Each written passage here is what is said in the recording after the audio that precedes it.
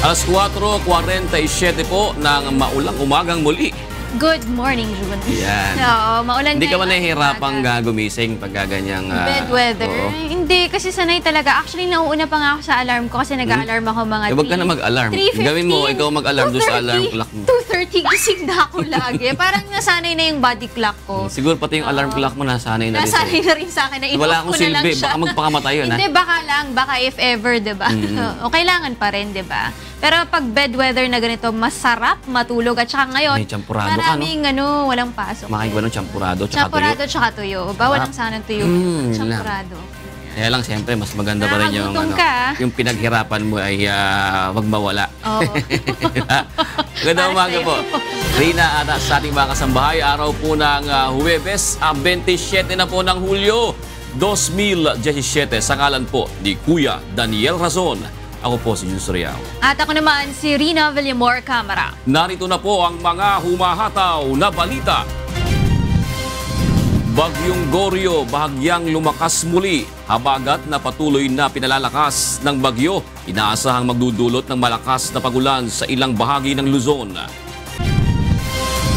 Klase sa maraming lugar sa Metro Manila at ilang karatig lugar. Suspendido ngayong araw dahil sa masamang lagay ng panahon. Defense Department inaming hindi sineryoso ang natanggap na banta ng ISIS-inspired na multi-terror group sa Mindanao. Marawi Siege, leksyon para sa militar. Pagpatay kay Albuera Leyte Mayor Rolando Espinosa Sr. muling inimbestigahan ng Senado, NBI at Prosecutors Panel nanindigang murder at hindi homicide ang dapat isampa sa mga pulis na sangkot sa kaso. Ilocos Norte Governor Amy Marcos itutuloy pa rin ang inihayang petisyon sa Korte Suprema kahit pinakawala na ng Kamara ang tinaguriang Ilocos 6. At 35 panukalang batas na prioridad maipasa sa ikalawang sesyon ng 17th Congress, tinukoy ng liderato ng Kongreso.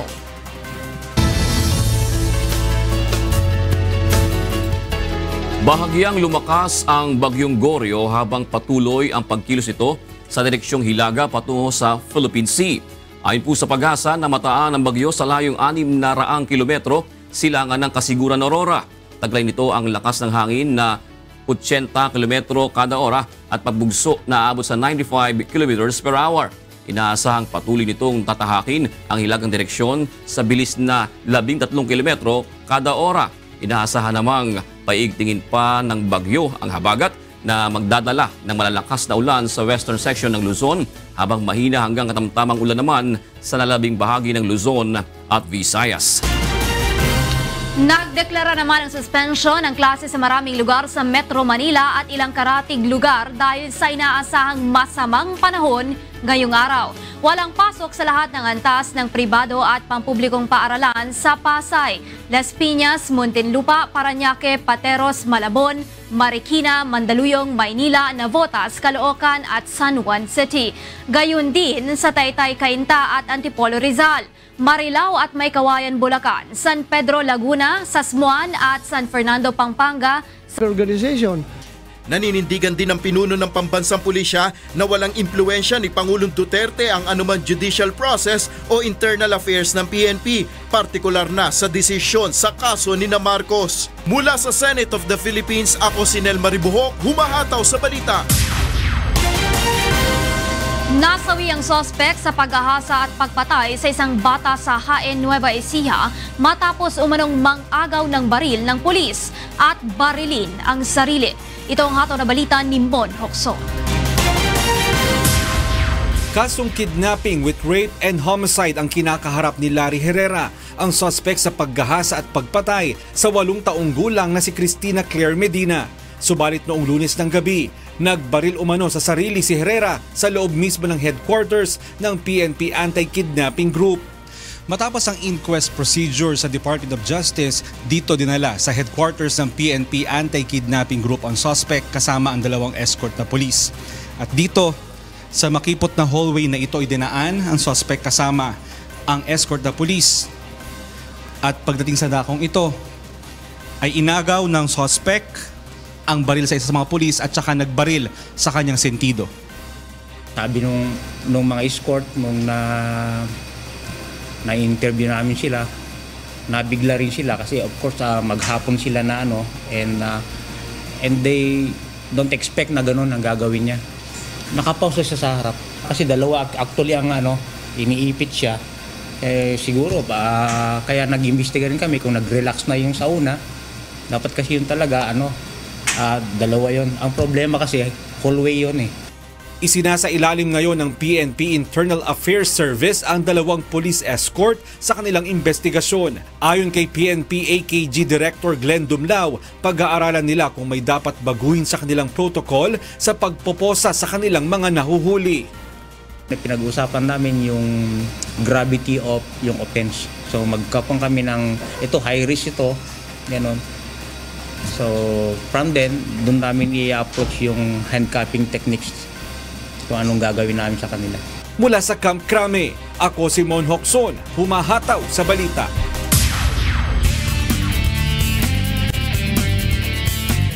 Patay ang isang construction worker matapos pagsasaksakin ng isang lalaki sa Tondo, Maynila kagabi. Aktwal na pananaksak sa biktima nakunan pa ng CCTV camera. Mula sa Maynila, alamin natin ang detalye mula kay Asher Cadapan Jr. live. Yes, Asher. Yes, June, idineklarang dead on arrival sa ospital ang construction worker na si Eric De Mesa, 47 anyos, matapos itong pagsasaksakin sa Barcelona Street sa Barangay 35 bandang alas 8 kagabi. Kinilala ang suspect na si Romeo Constantino, nakalalaya pa lang sa 2 taong pagkakakulong dahil sa pagkakasangkot sa iligal na droga. Nakunan pa ng CCTV camera sa lugar ang pananaksak ng suspect kay Eric at ang pag-alis nito sa crime scene na tila walang nangyari.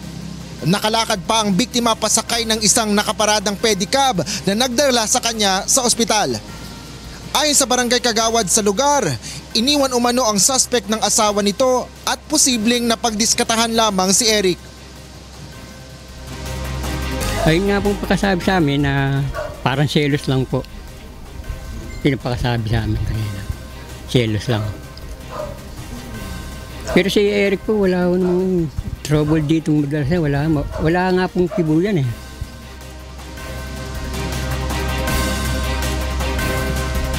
June, sa ngayon ay pinaghahanap na ng mga pulis ang suspect. Mula sa Maynila, ako si Asher Cadapan Jr., humahataw sa balita. Maraming salamat, Asher Cadapan Jr. Nananawagan ng agarang tulong mula sa pamahalaan ang nasa 200 pamilyang nawala ng tahanan sa sunog kahapon sa Barangay Ibaba, Malabon City. Para sa detalye, makibalita tayo kay Reynante Ponte live. Reynante, go ahead.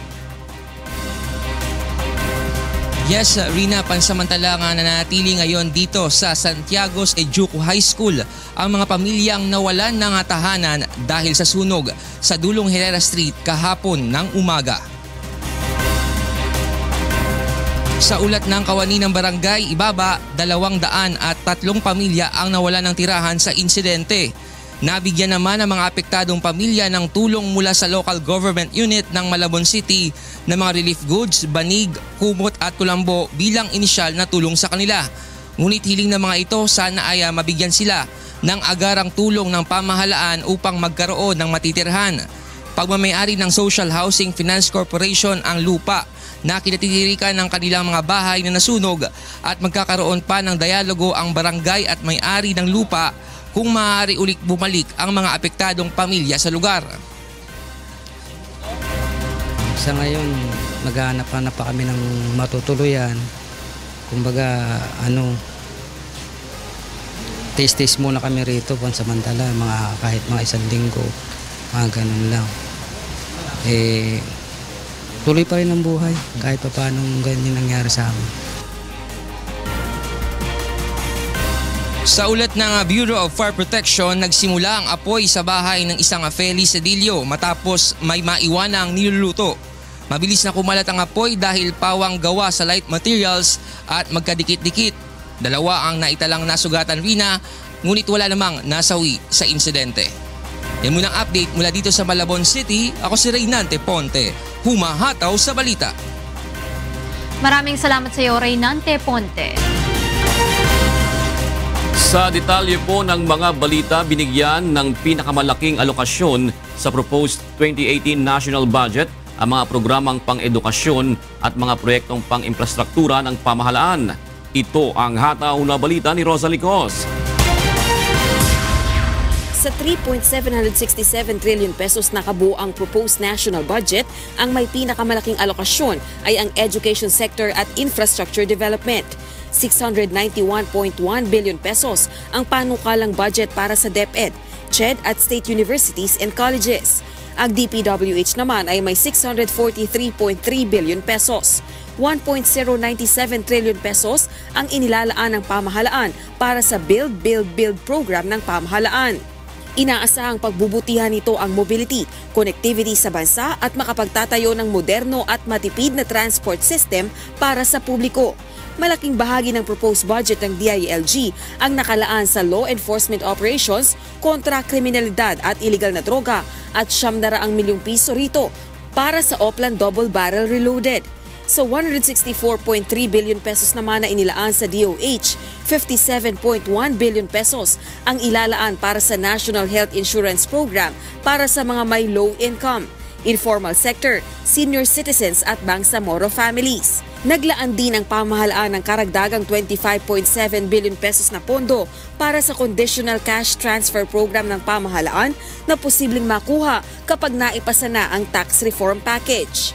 Some 25.7 billion from the proceeds of the tax reform package will cover the unconditional cash transfer. This is unconditional. 200 per month or 2,400 per year for the poorest 50% of the population or the poorest 10 million households. Samantala, inaasahan din ni Secretary Jokno na maipapasa ang panukalang batas hinggil sa right sizing ng mga ahensya ng pamahalaan sa ilalim ng executive branch ngayong taon. 5 administration. So we have accumulated so many people in government already. And some of their functions are no longer useful. Many agencies that we have identified that are duplicative in nature. There are many task forces created over the last 30 years. So this gives us an opportunity to once and for all clean up the government, all right? Mula sa Malacanang, ako si Rosa Licos, humahataw sa balita. Nagkasundo ang liderato ng Kongreso na iprioridad na maipasa ang 35 panukalang batas sa second regular session ng 17th Congress. Kabilang dito ang Tax Reform Package, Traffic Crisis at Emergency Powers Act. Ito ang hataw na balita ni Joyce Balancho. Nagpulong ang liderato ng Kongreso kahapon sa isang hotel sa Mandaluyong City upang pag-usapan ang kanilang magiging prioridad sa second regular session ng 17th Congress. Dumalo dito sina Senate President Aquilino Pimentel III, House Speaker Pantaleon Alvarez, Majority Leaders Congressman Rudy Fariñas at Senator Tito Soto at Minority Leaders Congressman Danilo Suarez at Senator Franklin Drilon. Most of them have been mentioned by the President. That includes the Land Use Act, the BBL. Sa unang quarter ng second regular session na magsisimula ngayong Lunes hanggang Oktubre, target nila maipasa ang Tax Reform Package, Traffic Crisis at Emergency Powers Act, National ID System at End of Contractualization. Hindi naman kasama sa priority legislation ng Kongreso ang panukalang postponement ng sangguniang kabataan at barangay elections na nakatakda pa sa Oktubre. Hindi ito legislative agenda dahil hindi pumapabor si Senate Minority Leader Frank Drilon. So on the part of the majority, on the part of the House, okay kami, postpone the elections, no holdover. Doon nakakatalo kasi. Bagaman walang inilagay na timeline, tututukan din ng Kongreso ang pagpasa ng Bangsamoro Basic Law. We agreed to have it prioritized, but ang problema hindi pa namin nakikita eh. Hindi ko pa na nga nababasa yung BBL eh. Sa Senado hindi pa rin nila nakikita. Bubuo na rin ang isang technical working group na gagawa ng proposed draft para sa federalism. If we cannot wait for the commission being created by the President, both houses magbubuo na lang kami ng parang technical working group na para mag-present ng kanilang proposed amendments. Kumpiyansa naman ang liderato ng Kamara na maipapasa nila ang mga natukoy na priority legislation dahil marami naman anya dito ay tapos na sa kanila sa third at final reading katulad ng tax reform at ang trabaho ay nasa Senado na. Mula sa House of Representatives, ako si Joyce Balancio, humahataw sa balita. Hindi dinitalye ni Department of Foreign Affairs Secretary Alan Peter Cayetano ang proseso sa planong joint development sa West Philippine Sea. Subalit paliwanag ng kalihim, sisiguraduhin niyang mas malaki ang pakinabang nito kaysa Malampaya Joint Venture. Ito ang hataw na balita ni Maki Libradilla. Mahaba-haba pa umano ang usapan bago maisakatuparan ng joint exploration ng Pilipinas at China sa West Philippine Sea. Ayon kay DFA Secretary Alan Peter Cayetano, kapag minadali ang proyekto ay baka magdulot lang ito ng destabilisasyon sa iba pang Asian countries na naghahabol din sa West Philippine Sea. Subalit paliwanag ng kalihim, target nilang maituloy na ito sa ilalim ng panunungkulan ni Pangulong Duterte dahil 1986 pa mula nang buksan ang usapin sa planong joint exploration. Ayon kay Cayetano, sisiguraduhin nila na naaayon ito sa konstitusyon. The Philippines will take a very conservative approach, meaning we will interpret the provisions of the Constitution to be restrictive and to be beneficial to the Filipino people. Sa ngayon, hindi pa idinetalye ng kalihim ang magiging laman ng negosasyon ng Pilipinas sa China. Ang tanging nabanggit lang sa pagpupulong nila ni Chinese Minister Wang Yi ay ang posibilidad ng pagbuo ng framework sa posibleng kasunduan. We're exploring if we can explore. Di ba? So, there's no formal na. Oo. So, kumbaga sa mag-boyfriend, hindi pa yung on na tayo ulit. Nagtinatanong lang, kung magkikita ba tayo, may pag-asa ba? Maki Libradilla, humahataw sa balita. Naniniwala ang isang political analyst na dapat ding isama sa pangunahing tututukan ng Duterte administration ang pagpapalakas ng law enforcement at public institutions sa Pilipinas. Kalinsabay ng maigting na kampanya ng pamahalaan kontra iligal na droga. Ito ang hataw na balita ni Joan Nano. Sa ikalawang swana ng Pangulo, muli nitong tiniyak na magpapatuloy ang matinding laban ng pamahalaan upang masugpo ang iligal na droga at kriminalidad sa kabila ng pambabatikos dito ng international community. Subalit para sa political analyst na si Edmund Tayaw, kinakailangan na may kaakibat ding plano ang gobyerno sa pagpapalakas ng pagpapatupad ng batas at public institutions sa bansa.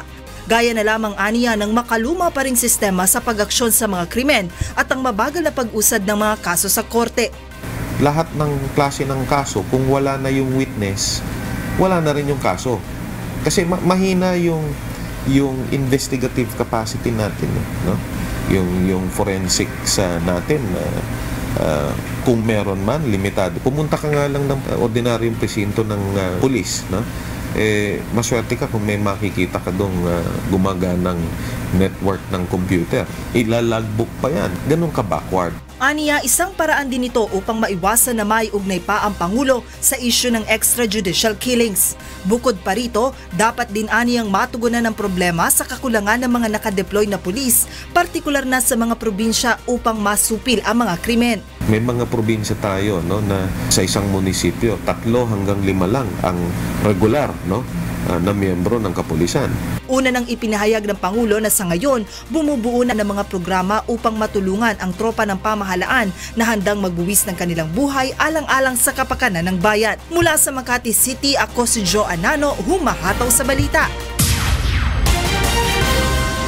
Itutuloy pa rin ni Ilocos Norte Governor Amy Marcos ang petisyon sa Supreme Court kahit pa pinalaya na ng House of Representatives ang tinaguriang Ilocos 6.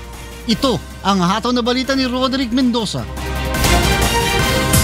Hindi babawiin ni Ilocos Norte Governor Amy Marcos ang kanilang petisyon sa Korte Suprema kahit pa pinalaya na ng Kamara ang Ilocos 6. Halos 2 buwang kinulong ang 6 na empleyado dahil sa pagtangging magsalita sa investigasyon ng Kamara sa umano'y anomalya sa paggamit ng pondo ng probinsya na bahagi ng tobacco excise tax.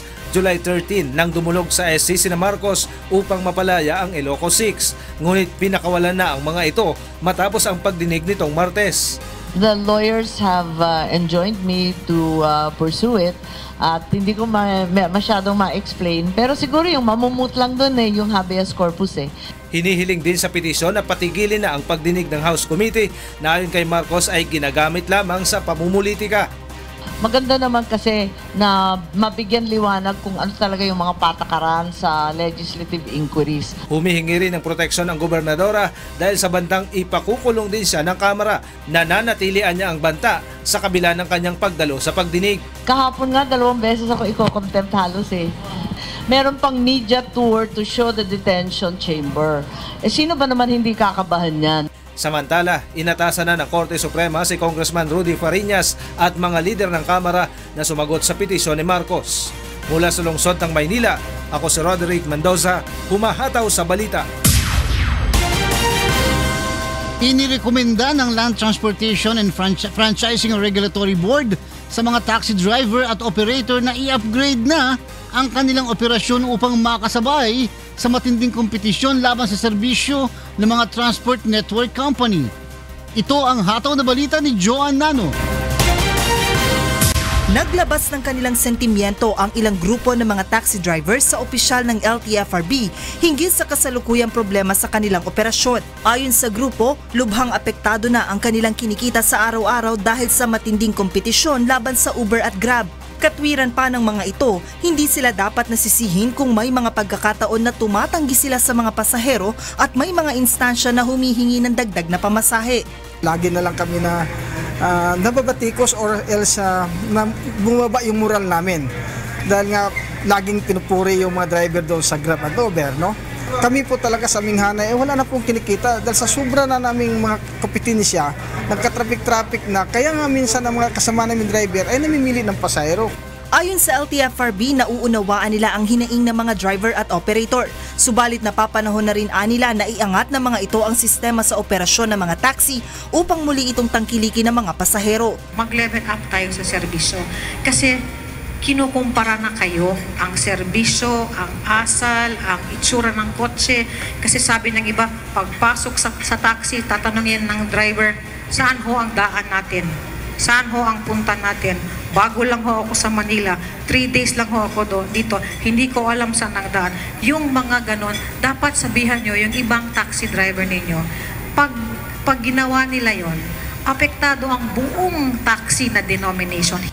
Bukas naman sa panukalang ito ang mga taxi driver, subalit umapila sa LTFRB ng patas na pagtrato sa kanilang grupo. Itinanggi naman ng LTFRB na mas pinapaboran nila ang interes ng Uber at Grab kaysa sa mga taxi. Mula sa Quezon City, ako si Joan Nano, humahataw sa balita. Iginiit ng Bureau of Customs na hindi nila empleyado ang babaeng nakuhanan ng CCTV na nagnanakaw sa isang binuksang balikbayan box. Ito ang hataw na balita ni Aiko Miguel. Naglabas na ng official statement ang BOC upang pabulaanan ng viral post sa social media. Sa naturang post, makikita ang screenshot ng CCTV footage ng isang babaeng nagnanakaw sa isang bukas na balikbayan box sa umano'y warehouse ng Customs sa Pasay City. Kinilala ang babae na si Grace Honrade, ngunit ayon sa BOC, walang nakatalagang ganoong pangalan ng empleyado sa kanilang plantilya. As a matter of course, hindi mo binibuksan ang mga box. Ini-x-ray lang po yan. Wala hong warehouse ang BOC sa Pasay. Sana po bago tayo mag-share, isipin mong maigi at suriin kung ano ba yung klase ng website na tinitingnan ho natin. Pinaalalahanan din ng BOC ang publiko na huwag kaagad maniniwala sa mga kumakalat sa social media. Dapat rin anilang suriin kung totoong media outfit ang naglabas ng mga nababasang article online. Kung hindi ho sila nagre-represent na totoong media outlet sila, they can write what they want. Or yan ho yung tinatawag na freedom of expression. Kailangan lang ho natin malaman na konti lang ho talaga ang totoong media outlet sa Pilipinas at hindi ho kasama yung blog site na yan. Ayon pa sa BOC, nakipag-ugnayan na rin anya sila sa namamahala sa blog site na www.pinoyobserver.com upang tanggalin ang article. Mayroon ding disclaimer ang blog site na indikasyong wala silang kinalaman o pananagutan sa anumang lumalabas dito.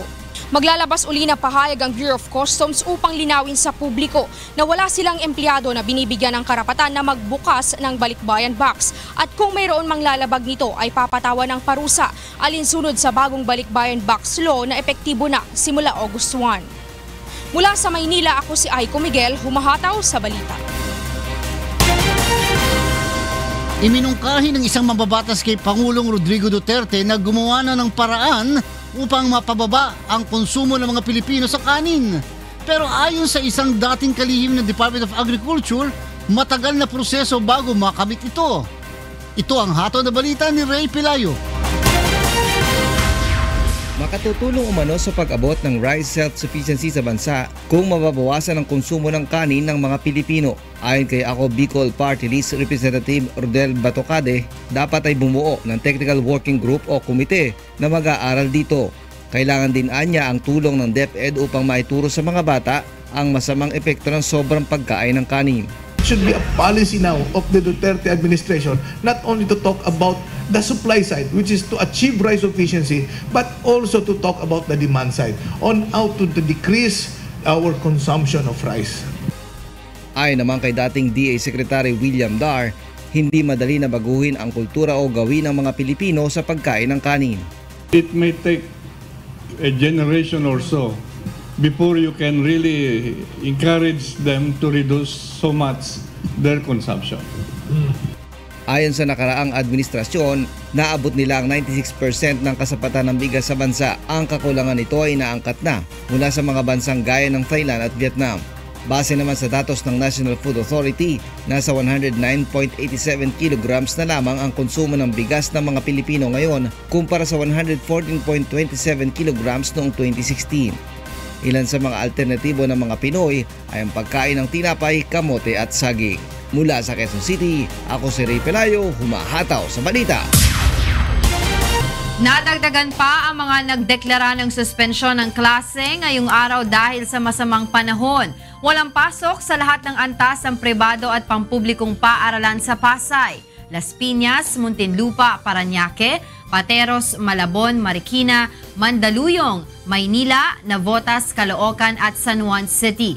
Ganon din sa Taytay, Cainta at Antipolo Rizal, Marilao, Maykawayan at Pulilan, Bulacan, San Pedro, Laguna, Sasmuan, San Fernando at Masantol, Pampanga, Olongapo City, buong lalawigan na Zambales, Cavite at Bataan.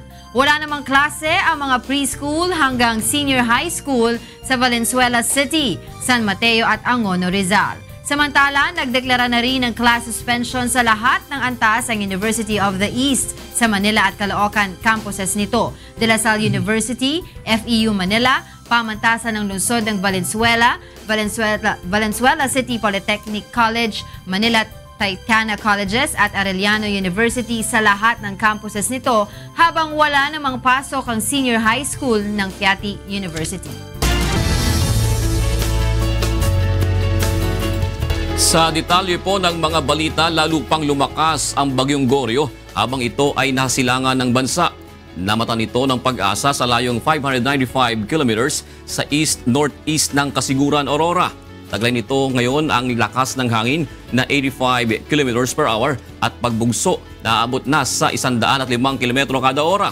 Kumikilos ito pahilaga sa bilis na 13 kilometro kada ora. Pinalalakas ni Goryo ang habagat kaya't makararanas ng malalakas na pagulan sa Metro Manila, Ilocos Region, Cordillera, Central Luzon, Calabarzon, Mindoro at Palawan.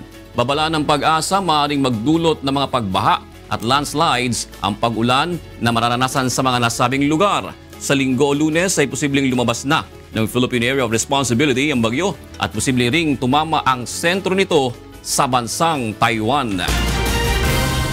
Samantala, dahil sa masamang panahon, kinanselan na ang klase ng lahat ng antas ng paaralan sa pribado at pampublikong paaralan sa buong lalawigan ng Pampanga.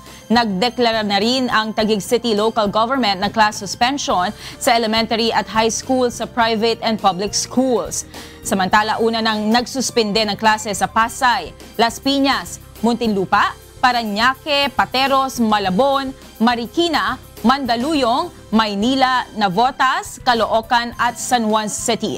Gayon din sa Taytay, Cainta, at Antipolo, Rizal. Marilao, May Kawayan at Pulilan, Bulacan, San Pedro, Laguna, Olongapo City, buong lalawigan ng Zambales, Cavite at Bataan. Wala namang klase ang mga preschool hanggang senior high school sa Valenzuela City, San Mateo at Angono, Rizal. Samantala, nagdeklara na rin ng class suspension sa lahat ng antas. Ang University of the East sa Manila at Caloocan campuses nito, De La Salle University, FEU Manila, pamantasan ng lungsod ng Valenzuela sa Valenzuela City Polytechnic College, Manila Taytana College at Arellano University sa lahat ng campuses nito habang wala namang pasok ang senior high school ng Fayette University. Sa ibang balita, magpupulong bilang Committee of the Whole ang Senado upang talakayin ang panukalang tax reform package ng Administrasyon Duterte. Itong hataw na balita ni Nel Maribojo. Hindi, ngayon meron akong suggestion at gusto naman ni Coco. Kami ni Coco, bale, tawag kami ng Committee of the Whole to discuss the income tax reform package o the tax reform package.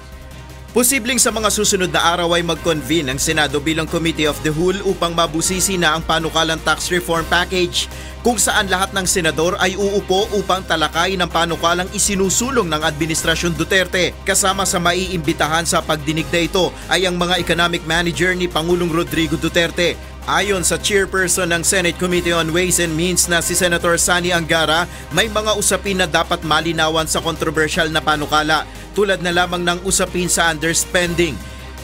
Ang daming issue may issue ng underspending. Hindi naman magastos, bakit pa tayo magre-raise ng new revenues kung hindi naman magastos? Nagbabalik tayo, sabi ni Senator Legarda, who's chair of the Committee on Finance. Sabi niya, taon-taon nagbabalik tayo ng daang billion, sorry. Parang this last year they returned 500 billion in appropriations. Isa sa mga itinuturing na priority bill ng administrasyon ang tax reform package. Kaya naman plano ng Senate leadership na matalakay agad ito ng Committee of the Whole upang madaling umusad sa plenaryo. Mula sa Senate of the Philippines, ako si Nel Maribojo, humahataw sa balita. Alamin naman natin ang mga balita sa iba't ibang panig ng bansa sa ating Balitang Prom Day. Mula sa Calamba, Laguna, alamin natin ang mga balita sa Luzon kay Sherwin Kulubong. Magandang umaga, Sherwin. Magandang umaga, June. Magandang umaga sa ating mga kasangbahay. Narito na ang mga balita sa Luzon Region. Patay sa pamamaril ang isang lalaki na kalalabas lang umano sa Rehabilitation Center sa Calamba, Laguna. Patay din ang isang 4 na buwang buntis matapos masunog sa Calamba, Laguna kahapon. Narito ang report. Dead on the spot ang isang lalaki matapos barilin ng mga hindi pa nakikilalang mga suspect sa Barangay Pasiano, Calamba, Laguna pasado alas 4 ng hapon kahapon. Kinilalang biktima na si Alejandro Trinos Relioso, isang dating drug dependent na kalalabas lamang ng Rehabilitation Center. Ayon sa mga saksi, sakay ng motorsiklo ang mga suspect na mabilis na tumakas matapos ang pamamaril. Iniimbestigahan na ng Calamba Police ang pagkakakilanlan sa mga suspect at ang motibo ng pagpatay sa biktima. Samantala, patay naman sa sunog ang isang 4 na buwang buntis sa isang residential area sa Barangay 5, Calamba, Laguna kahapon. Ayon sa mga residente sa lugar, nakalabas na sa nasusunog nilang bahay ang 23 anyos na biktima na si Veronica Cruzada. Ngunit bumalik pa umano ito sa loob ng bahay upang kunin ang naiwang pera at mga dokumento nito na gagamitin sa kanyang nalalapit na kasal. Mabilis umanong lumakas ang apoy at kumapalang usok dahilan at hindi na makalabas ang biktima. Bumalik siya. Yung balik na yon, nagsisigaw siya, nahingin sa klolo, hindi rin niya kaya lumabas. Suffocate na siya doon, sobrang init. Inaalam pa ang sanhi ng sunog na tumagal ng 1 oras bago idineklara ang fire out ng mga bumbero. 87 milyong pisong halaga ng mga farm equipment ang ipinagkaloob ng Department of Agriculture sa mga magsasakang Batanggenyo. Samantala, nagsagawa naman ng fundraising activity sa pamamagitan ng pag-ehersisyo ang mga pulis sa Rizal para maitulong sa mga pamilya ng biktima ng kaguluhan sa Marawi. Ito ang hataw na balita ni Jenica Cruz. Sa Batangas, Pinagkalooban ng Department of Agriculture ng 87 milyong pisong halaga ng makabagong kagamitan ang mga magsasaka sa lalawigan ng Batangas. Kabilang dito ang mga thresher, 4-wheel tractor, gardening shredder, tiller, hand tractor, maging mga binhi at fertilizers. Ayon kay Agriculture Secretary Manny Piñol, nais nila na matulungang mas maging produktibo ang mga Batanggenyo. Isa sa ilalim naman sa training ang mga magsasaka upang magkaroon ng kaalaman kung paano gagamitin ang mga makinarya. Dapat marunong din siya mag-operate na kanyang traktora, marunong siya mag-maintain at marunong siya mag-repair para pagbigyan natin ng equipment sa kanila as a group, then they will be able to make sure that the equipment will work well. Maliban dito, naglaan din ang ahensya ng 50 milyong piso na maaaring ipautang sa mga magsasaka bilang dagdag puhunan at maiwasan ang umutang sa 5-6. Sa Rizal, nagsagawa naman ng fundraising activity sa pamamagitan ng pag-ehersisyo ang mga pulis sa Rizal Police Provincial Office sa Taytay, Rizal. Layo nito na makatulong sa mga pamilyang naapektuhan ng nagpapatuloy na kaguluhan sa Marawi. So tuloy-tuloy pa rin yung ating isasagawang Zumba for not only sa Marawi at para tuloy-tuloy din ang ating physical fitness activities dito sa Police Provincial Office ng Rizal. Kasama ang Batangas News Team, ako si Jenica Cruz, humahataw sa balita. At yan ang mga balita ang ating nakalap sa Luzon. Balik sa iyo, June. Maraming salamat, Sherwin Kulubong, live mula sa Laguna. Para naman po sa mga balita sa Visayas, nasa Cebu City si Deb Riveral. May buntag, Deb. Yes, dagang salamat, June. Ug may buntag sa atong mga kasangbahay. Aniya na mga balita, agikan sa nagkalain-laing bahin sa Visayas.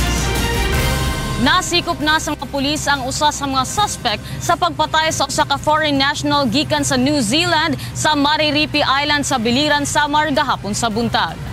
Nailhan ang mga suspect tungod nakuhaan sa CCTV camera sa lugar ang krimen. Nasikop ang gunman nga si Antonio Rubaro sa Sitio Balaring sa Barangay Balakson, Kawayan, Biliran, samtang gipangita pa ang kauban niini nga si Manuelito Estrelier nga gingong siya ang nagsilbing lookout. Nakumpiska sa suspect ang pusil nga gingong gigamit sa pagpatay sa foreign national ug kasamtangang nakadetain sa Kawayan Police Station. Nagatubang ang suspect sa kasong murder. Sa laing bahin, gipasidunggan og medalya ug sugatang magiting ug higihatagan og financial assistance sa Police Regional Office 8 ang usa ka pulis sa Santa Margarita, Samar. Si PO1 Ringy Boy Tumale kay nasamdan sa gipahigayong hot pursuit operation sa usa ka iladong armed group sa probinsya. Gipahigayon ng operasyon laban sa De Borbon Armed Group, human gingong apil ang grupo sa usa ka shooting incident sa Barangay Bahay Santa Margarita, Samar miaging semana. Patay sa operasyon ang usa sa mga miyembro niini, samtang arestado sab ang lain pang duha niini ug 8 ang nakaikyas. Nasa aming palagay ay maraming vital information na hawak-hawak kaya inaalaga natin ng gusto. O kana ang mga balita ang atong nakuha dinhi sa rehiyon sa Kabisayan. Gikan dinhi sa Cebu City, balik dinha sa inyo, Jude. Daghang salamat, Deb Riveral. At mula naman po sa Davao City, alamin natin ang mga balita sa Mindanao mula kay Janice Inhente. May buntag, Janice. Mayong buntag, June, ug sa atong mga kasangbahay. Ini ang mga balita gikan sa rehiyon sa Mindanao. Purman nga giabrihan ang mga bagong flight sa Cebu Pacific Air sa Zamboanga City kagahapon. Ginabuo kini og duha ka ruta, lakip ang upat sa flights gikan Zamboanga City padulong Cagayan de Oro City ug vice versa. Ug tulo ka flights usab gikan Zamboanga City padulong kag Cotabato City ug vice versa. Gilauman sa lokal nga panggamhanan nga makatabang kini sa economic development sa syudad ug mapakusog ang pakiglambigit sa laing mga lugar sa Mindanao. Dako usab ang tabang niini sa turismo sa Zamboanga Region. And help strengthen links between local communities to encourage more business and tourism opportunities in the city.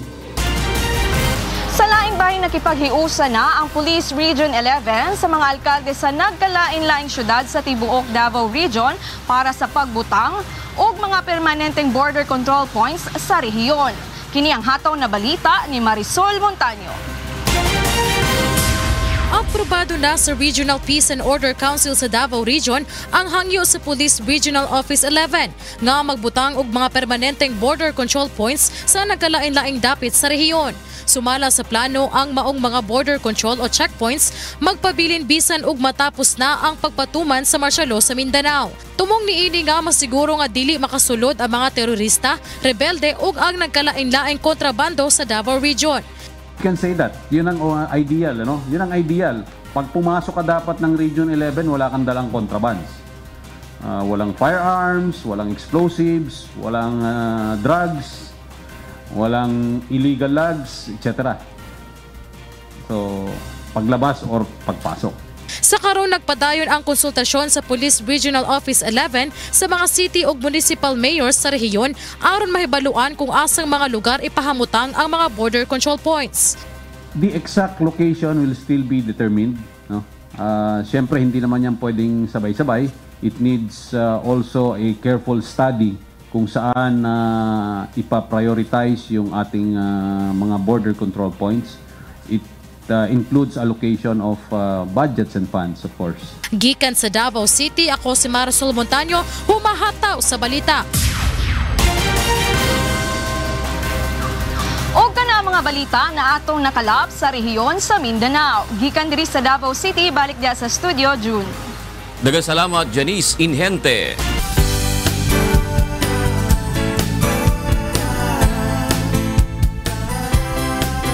Ilang mga batang mayroong special needs sa Los Angeles, USA ang binigyan ng libreng assistance ng mga volunteer mula sa Members Church of God International upang ma-enjoy ng mga ito ang summer activities gaya ng paglangoy. Para sa detalye, narito ang ulat ni Aloy Kalingasan. Muling nakipagtulungan ng mga volunteer mula sa Members Church of God International o MCGI sa Mis Hermanos Pequeñitos at Los Angeles Aquatic Facilities. Ito ay upang makapagdulot ng kaunting ligaya sa ilang tinaguriang kids with special needs sa Los Angeles, California. 10 mga bata ang binigyan ng assistance ng grupo sa kanilang summer activity, ang paglalangoy. Ayon sa pamunuan ng Los Angeles Aquatic Facility, mahalagang maturuan muna ang mga bata sa mga bagay na maaari at hindi nila maaaring gawin, ngunit sa paraang mag-e-enjoy pa rin ang mga ito. They're not scared to swim. They learn how to manage themselves in the water, to make sure that they know the ins and outs of the waters, the rules, and what they can and can't do. Kitang-kita naman sa mata ng mga bata at magulang na nakilahok sa aktibidad ang saya kahit sa simpleng bagay katulad ng paglalangoy. Eat, sweet, and have a lot of fun. I like swimming too, and I want to come back in March to Gandela. Thank you, volunteer. Because as you could see, my son's quadriplegic and he needs a lot of physical help. And it's almost impossible for me to get him in and out of the water when he wants to swim. So these events are amazing because they can help me to get him in and out of the water and to be able to give him freedom in the water and have joy, just playing. Nananawagan naman ang pamunuan ng aquatic facility na bukas ang kanilang lugar sa mga Filipino volunteer na nais na magbahagi ng kanilang oras. We can work together more because I know in Echo Park there's a lot of Filipinos here, and I would love to reach out, even not just the adaptive community but the Filipino community as a whole, to bring them into the aquatic scene. Nandito po kami para po tumulong sa mga may kapansanan, kapatao, kahit sa maliit na paraan po matulungan natin sila. Kami para po sumuporta sa advocacy po ni Brother Eli at Brother Daniel na wag na wag po tayo magsasawang gumawa ng mabuti sa lahat ng tao. Aloy Kalingasan para sa serbisyong Kasambahay.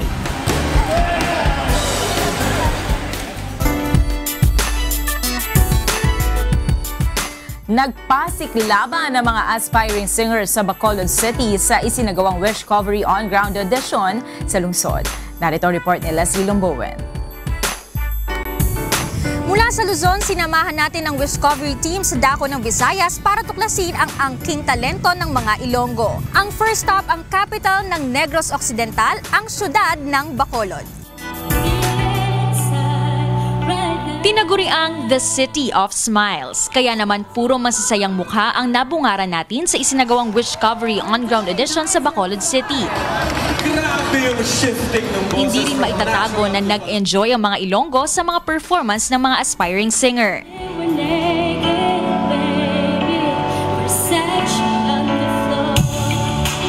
Isa sa mga talented auditionee ay ang working student na si JM Bales na mula pa sa Iloilo.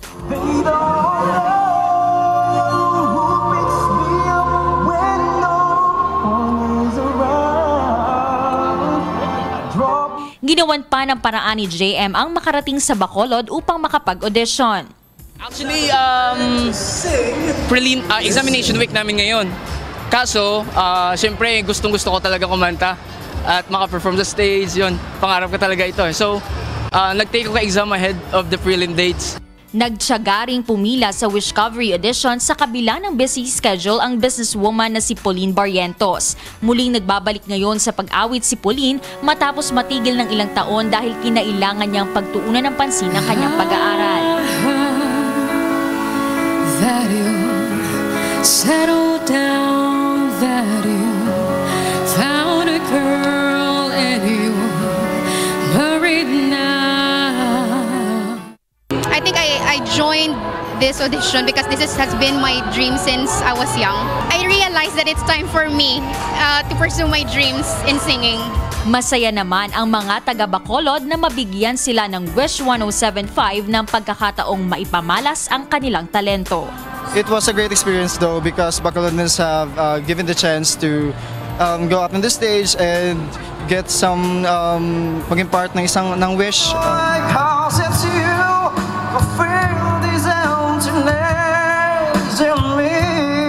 Ang susunod na on-ground auditions ng Wishcovery ay isasagawa sa Cebu, Baguio at Manila. Kung hindi naman makararating sa alinmang on-ground audition, maaaring magpasa ng audition piece online hanggang July 31. I-check lamang ang www.wish1075.com/wishcovery. Don't forget me, I beg, I remember you said sometimes it Mula sa Bacolod City, ako si Leslie Longbowen, mahataw sa balita. Ano to, parang baluarte ata to ni Tito Jo. Oo. Si Tito Jo taga Iloilo. Tapos ang gagawin niya, mag-rororo yan. Punta ng Bacolod. Papunta ng Bacolod. Ang galing na na. Ang lalim nung ano niya na. Parang nilagyan ng ano no? May naka-implant yung ano. Merong amp ba yun? Yung nilalagay na pampalaki ng boses. Oo. Meron siyang nakareserba sa loob. Pero ang daming magagaling daw. Si Angela kaya yun. Kaya yun. Model tayo sa Taiwan ng amplifier. Hihingi tayo. Pero abangan pa natin kasi meron pa daw sa Cebu. Iba-iba. Oo, may Cebu, tapos pumunta ng Baguio, tapos Manila. Dito yung last stop sa Manila. Ihapon natin ang ating pambatong si Angela. Si Leslie mukhang nalilibot ng wala pang Mindanao, ano? Kaya pala wala siya sa ito ang balita. Naglilibot-libot para sa Wishcovery. Kaya pala. Si Leslie, ako naman, sa Bacolod. Ano ba masarap sa Bacolod? Piyaya? Piyaya. Diyan ba yung butterscotch? Hindi. Meron din. Meron din butterscotch dyan. Ikaw na bahala, Leslie. Nanonood si Leslie. Hindi kami mapili, Leslie. Si Uncle Bob. Alam mo si Uncle Bob? Sino si Uncle Bob? Kasama yun dun. Nag-judge yun kung sino. Yung mamimili sila kung sino yun. Hello po, Uncle Bob. Alam mo si Uncle Bob yung sa dating show yun sa TV. Ay, hindi. Uncle Bob, di ba? Meron ganun dati, di ba? Si Kuya Bob ba yung si Uncle Bob? Hindi, iba pa ba? Ayun yun. Siya na nga, si Kuya Bob pala. Ako tawag sa kanya Uncle Bob. Para maiba naman yun. Sige. Diba? Abangan namin ng sana maramdaman namin ang amoy at lasa ng Bacolod. Si Serbong. Nandun ba sa Serbong? Hindi, wala naman. Pero, yan? Madaling panaingan niya. Hello, Serbong. Lahat binate. Para po sa mga karagdagang balita, bumisita lamang sa aming website na untvweb.com. At yan po ay ikatlong paghataw ng mga balita sa umagang ito ng Huwebes, July 27, 2017. Kasama po ang buong pwersa ng UNTV News and Rescue sa iba't ibang panig ng daigdig. Sherwin Kulubong nagulat kanina mula sa Laguna, Dev Riveral sa Cebu City, Janice Enhente sa Davao, si Bert Cerudo naman po sa Dubai, UAE, si Amiel Pascual sa Subay, Taiwan at si Lloyd de la Cruz sa Vietnam. Sa ngalan po ni Kuya Daniel Razon, ako po si Jun Suriao. At ako naman po si Monica Veralio. Susunod na po ang programang Bawal ang Pikon, Get It Straight with Daniel Razon.